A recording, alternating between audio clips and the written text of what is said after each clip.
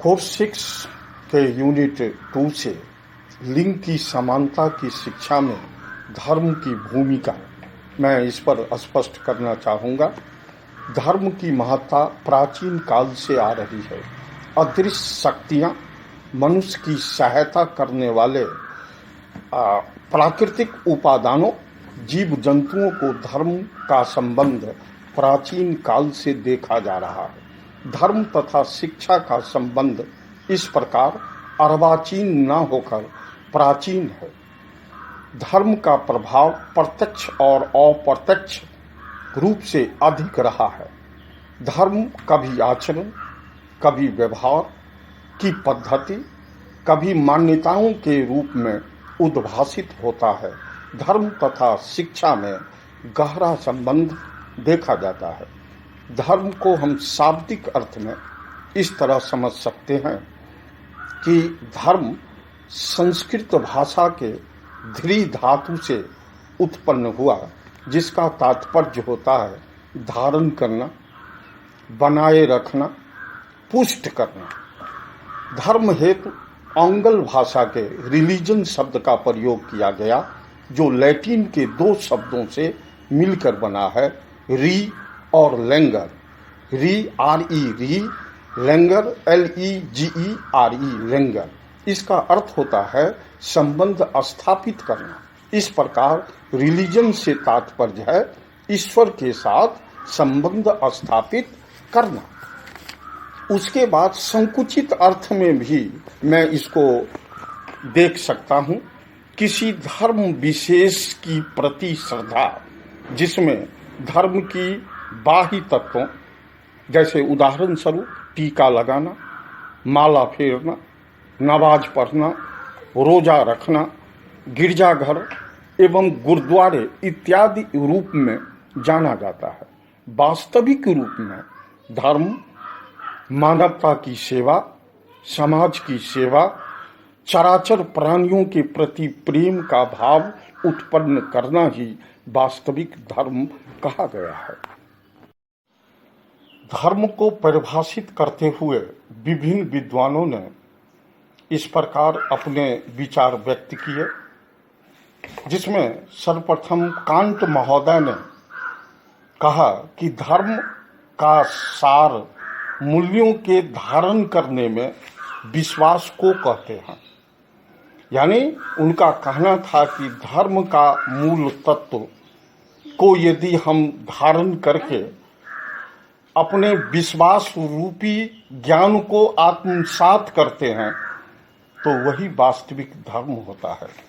इस संबंध में हेराल्ड महोदय ने अपना विचार व्यक्त करते हुए कहा कि धर्म का सार मूल्यों के धारण करने में आत्मसम्मान को कहते हैं। उन्हें कहा कि धर्म वह ज्ञान है जिससे आत्मसम्मान की अनुभूति होती है। इसी संदर्भ में EN हाइटहेड महोदय ने कहा कि धर्म एक ऐसे तत्व को कहते हैं जो अपने हमारे बीच के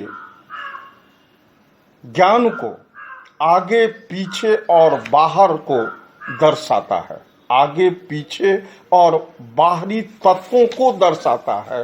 यही वास्तविक धर्म होता है। उपयुक्त शिक्षा शास्त्रियों के विचारों से स्पष्ट होता है कि धर्म की वह वास्तविक रूप है जिसमें मनुष्यों को, प्राणियों, जीव जंतुओं एवं प्रकृतियों की सहनशीलता का व्यवहार ही धर्म है। इस संदर्भ में धर्म तथा शिक्षा दोनों किस प्रकार सहयोगी है, इस संदर्भ में शिक्षा शास्त्री ED वॉटन महोदय ने कहा कि धर्म और शिक्षा वास्तविक मित्र है। दोनों का संबंध प्राकृतिक तथा भौतिक जगत के विरुद्ध आध्यात्मिकता से है। दोनों मानव के वातावरण के संपर्क में नहीं, अपितु उसकी दास्ता से मुक्ति दिलाने का प्रयास करता है। धर्म के वास्तविक स्वरूपों से ये हमें पता चलता है कि बच्चों में, व्यक्तियों में सबसे पहले सर्वांगीण विकास होनी चाहिए। उसके साथ साथ उसकी चारित्रिक विकास भी धर्म से ही प्रस्फुटित होती है। सांस्कृतिक विकास, नैतिक विकास, आध्यात्मिक विकास, सामाजिक विकास, ये शिक्षा को मूल रूप में जोड़ता है। यदि जिस व्यक्ति में सांस्कृतिक, सामाजिक और आध्यात्मिक विकास प्रस्फुटित होने लगे तो उसकी शिक्षा का जो मूल तत्व है, मूल ज्ञान है, वो बहुत ही विहंगम दृष्टि की ओर अग्रसर होगा। और साथ साथ उसने कहा कि धर्म हमें वसुधैव कुटुंबकम सिखाती है। कहा कि यह शिक्षा लोगों में जागृत होना चाहिए कि इस पृथ्वी पर जितने भी लोग हों और ये लोग हमारे एक कुटुंब की तरह हैं। विश्व कल्याण के लिए भी हमारे जितने भी प्रयास किए जाएं, ये जो है मूल शिक्षा का ही रूप माना जाता है, जो धर्म से ही अवतरित होकर बना हुआ है। उसके बाद उन्होंने कहा जो सफलता की कुंजी भी प्रजातंत्र है। प्रजातंत्र के माध्यम से हमें शिक्षा दी जाती है। प्रजातंत्र का स्थान शिक्षा में सर्वोपरि है। वे हमें अनुशासन, वे हमें संवैधानिक प्रक्रिया, वे हमें एक मानवता की दायित्व और हमें संकल्प की भावना को दृष्टिगोचर करता है।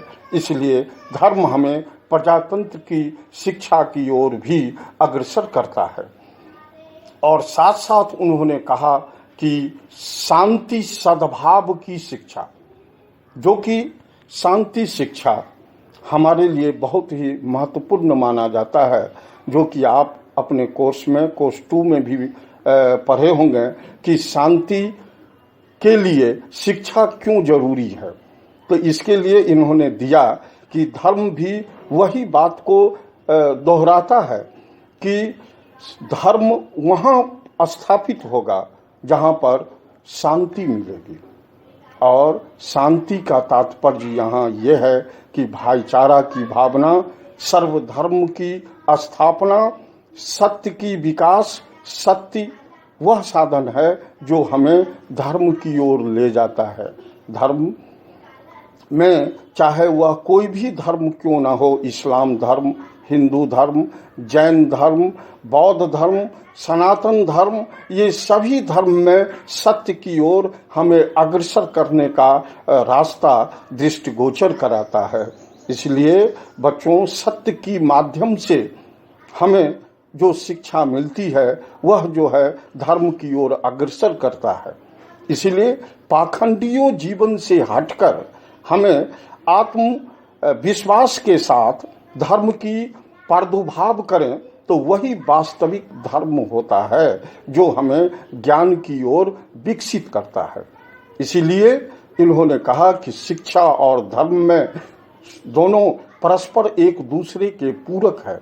यदि धर्म पर आधारित शिक्षा हो तो वह शिक्षा का रास्ता दिखाता है और शिक्षा वही आगे चलकर ज्ञान में परिवर्तित करता है, जो मनुष्य को एक सुसंगठित और एक सामाजिक प्राणी के रूप में उद्भट करता है। उसकी प्रस्तुति होती है एक मानव कल्याण के रूप में, एक समाज के रूप में और एक सशक्त व्यक्ति के रूप में वह जो है अपने को स्थापित करता है।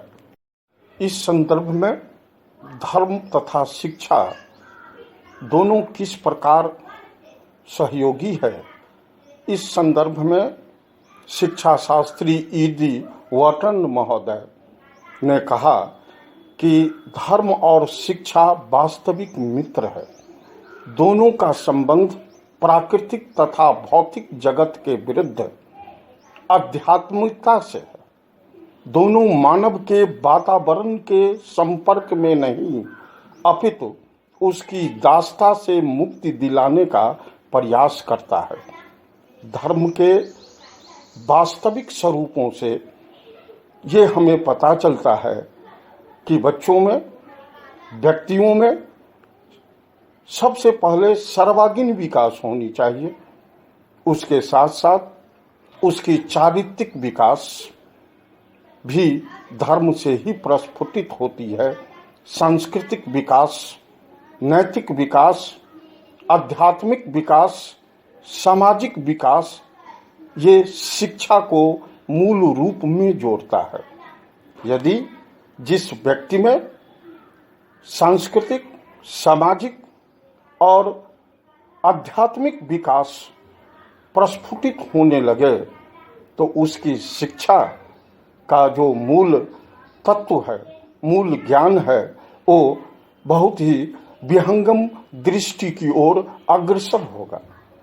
और साथ साथ उसने कहा कि धर्म हमें वसुधैव कुटुंबकम सिखाती है। कहा कि यह शिक्षा लोगों में जागृत होना चाहिए कि इस पृथ्वी पर जितने भी लोग हों और ये लोग हमारे एक कुटुंब की तरह हैं। विश्व कल्याण के लिए भी हमारे जितने भी प्रयास किए जाएं, ये जो है मूल शिक्षा का ही रूप माना जाता है, जो धर्म से ही अवतरित होकर बना हुआ है। उसके बाद उन्होंने कहा जो सफलता की कुंजी भी प्रजातंत्र है। प्रजातंत्र के माध्यम से हमें शिक्षा दी जाती है। प्रजातंत्र का स्थान शिक्षा में सर्वोपरि है। वे हमें अनुशासन, वे हमें संवैधानिक प्रक्रिया, वे हमें एक मानवता की दायित्व और हमें संकल्प की भावना को दृष्टिगोचर करता है। इसलिए धर्म हमें प्रजातंत्र की शिक्षा की ओर भी अग्रसर करता है। और साथ साथ उन्होंने कहा कि शांति सद्भाव की शिक्षा, जो कि शांति शिक्षा हमारे लिए बहुत ही महत्वपूर्ण माना जाता है, जो कि आप अपने कोर्स में, कोर्स 2 में भी पढ़े होंगे कि शांति के लिए शिक्षा क्यों जरूरी है।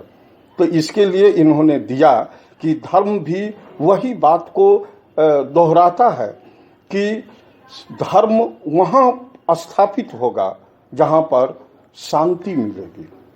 और शांति का तात्पर्य यहाँ ये है कि भाईचारा की भावना, सर्वधर्म की स्थापना, सत्य की विकास। सत्य वह साधन है जो हमें धर्म की ओर ले जाता है।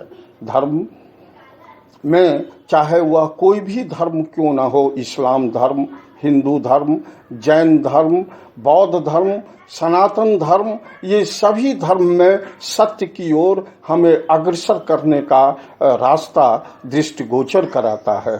इसलिए बच्चों, सत्य की माध्यम से हमें जो शिक्षा मिलती है वह जो है धर्म की ओर अग्रसर करता है। इसलिए पाखंडियों जीवन से हटकर हमें आत्म विश्वास के साथ धर्म की प्रादुर्भाव करें तो वही वास्तविक धर्म होता है जो हमें ज्ञान की ओर विकसित करता है। इसीलिए इन्होंने कहा कि शिक्षा और धर्म में दोनों परस्पर एक दूसरे के पूरक है।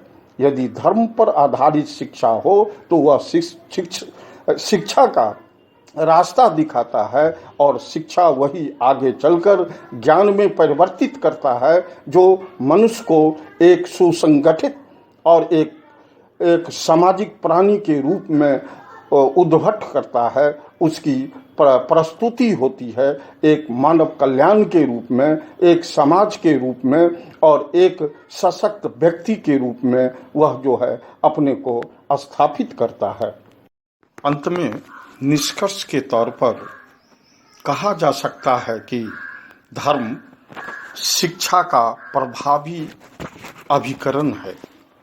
इसकी उपयोगिता के वृद्धि हेतु धार्मिक शिक्षा के आयोजन में समय के अनुसार अत्यधिक सावधानी की आवश्यकता है।